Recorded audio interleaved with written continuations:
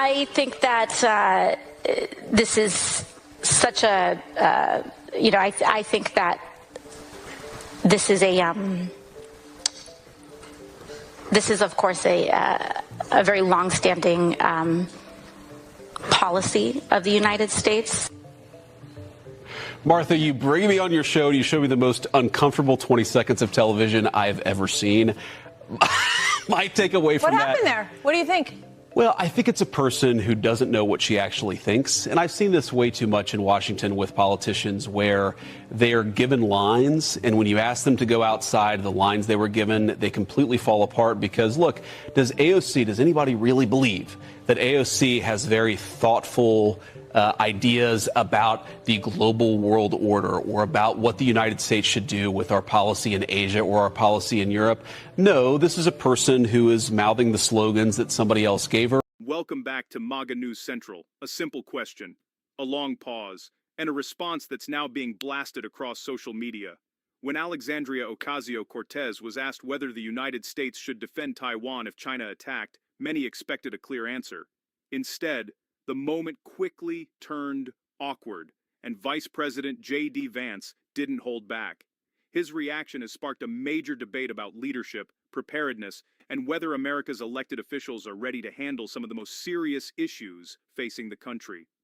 Let's get into it. Would and should the U.S. actually commit U.S. troops to defend Taiwan if China were to move? I think that this is such a, I think that this is this is, of course, a very long-standing policy of the United States. And I think what we are hoping for is that we want to make sure that we never get to that point.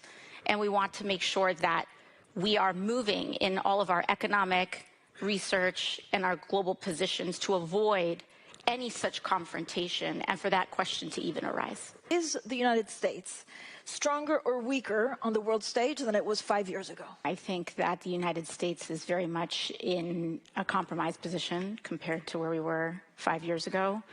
Our relationships with our allies are strained. Our commitment and demonstrated consistency on democratic values, human rights, also incredibly strained. And our domestic situation, I think, is reflecting globally as well, particularly economically. Skyrocketing inflation, tariffs, of course, have hurt Americans, and it has hurt and had a negative impact on the United States globally as well. Do you think we are in a new world order? We keep on talking about this new world order, but no one really knows what it is. No, and I think, I think that Prime Minister Carney's remarks at the World Economic Forum were words that rung around the world in raising this question.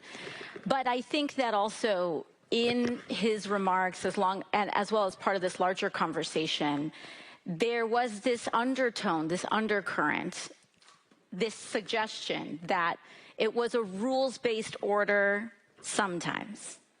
And I think that that is the issue that lies before us, is that in a so-called rules-based order, the rules for whom? Because for all too long, the rules only applied to the United States, Europe, its allies, and we would carve out exceptions for the global south. And I think that when you have a rules-based order where you carve out exceptions to our values, exceptions to our rules, eventually the exceptions become the rules. And I think that, to your original point, over the last 5 years, we've seen such a breaking and such a fraying of these alleged Western values that people wonder if it ever existed in the first place. So I don't know if it's necessarily that we are in a post-rules-based order. I think it's possible that we were in a pre-rules-based order. And we have an opportunity to explore what a world would look like if we upheld democracy, human rights, trade that actually centers working class people instead of accruing overwhelmingly the benefits of trade to the wealthiest. But if we reoriented a new era that could actually help people and show how foreign policy and healthy foreign policy can show up and help them in their lives. I mean, we have a number of European leaders here, and I know that certainly behind private closed doors, they say, look, the one question I want to ask the U.S. is, if I'm in trouble, will you come and help me? Are you still an ally? Or do we need to really decouple or certainly de-risk? Your answers to that, Congresswoman. Well, I mean, we are, of course, representing a broad spectrum of the United States here today. And I think I'm very grateful that we have, you know, it's unfortunate, I guess we have to speak to the elephant in the room, that the partisanship in the United States has made this question something that even has to be asked behind closed doors in the first place. I know that the Democratic Party is here for our allies. We are shocked at the president's destruction of our relationship with our European allies. His threatening over Greenland is not a joke. It is not funny. It threatens the very trust and relationships that allow peace to persist. And so I believe what I can say is that unequivocally, the vast majority of the American people do not want to see these relationships frayed, and they are committed to our partnerships and our relationships and our allies. Is China primarily an economic competitor? Is it a military threat, or is it like an ideological adversary? China is, of course, an ascendant global power, growing very quickly, acting in its own self-interest.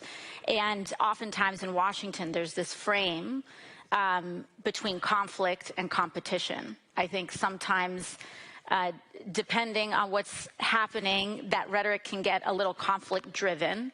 And I think that it's really a question of competition, and to the governor's point, fair competition. But when I think about that, I think about how the United States, if you want to assert oneself as a global competitor, the kinds of things that one would do in order to really assert that position is investments in science and technology, which we are gutting our NIH, we are gutting our health science research, we are cutting the very things that make us a global power in that respect in terms of government and public funded research, which is what allows innovation in a more broad sense as opposed to privatized research. An ascendant global power would invest heavily in innovative energy solutions so that it could be sovereign in that respect. And the United States at this point, instead of expanding our energy mix, we are actively narrowing our energy mix to become increasingly more reliant on fossil fuels, instead of, in contrast to what you see is happening in China. Yes, they burn a very large amount of fossil fuels, but they have also invested dramatically in wind and solar and in energy innovation. And so to me, I see this as a question of competition. And of course of trade, to the governor's point, but we have to make sure that we are having, I think, a reflection and a reflective conversation about how are we positioning ourselves to continue to offer the world the best of what America has. Martha, you bring me on your show and you show me the most uncomfortable 20 seconds of television I've ever seen. My takeaway from that. What happened there? What do you think? Well, I think it's a person who doesn't know what she actually thinks. And I've seen this way too much in Washington with politicians where they are given lines, and when you ask them to go outside the lines they were given, they completely fall apart because, look, does anybody really believe that AOC has very thoughtful ideas about the global world order or about what the United States should do with our policy in Asia or our policy in Europe? No, this is a person who is mouthing the slogans that somebody else gave her. The question seems straightforward. Would the United States commit troops to defend Taiwan if China launched an attack? This isn't a small issue. Taiwan sits at the center of one of the most important foreign policy debates in the world today. So when AOC was asked for her position, many viewers expected a direct answer. Instead, there were pauses, hesitation, and what critics described as an unclear response. Rather than giving a firm yes or no, she focused on hopes that such a conflict could be avoided altogether. While most Americans agree that avoiding war is the ideal outcome, critics argued that wasn't the question being asked. And that's when the clip began spreading like wildfire online. When J.D. Vance saw the clip, he delivered a response that immediately grabbed headlines. According to Vance, the issue wasn't politics, it was preparation.